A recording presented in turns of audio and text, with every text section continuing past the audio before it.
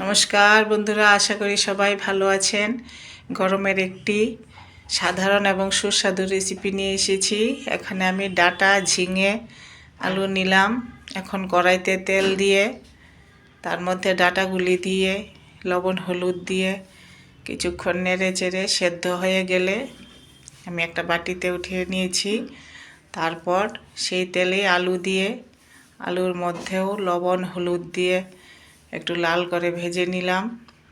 তারপর একইভাবে ঝিঙে দিয়ে লবণ হলুদ দিয়ে ভেজে উঠিয়ে রেখেছি। এখানে আমি মাছগুলো আগে থেকেই লবণ হলুদ দিয়ে মেখে রেখেছিলাম। এখন কড়াইতে তেল দিয়ে মাছগুলি দিয়ে ভেজে উঠিয়ে নিলাম।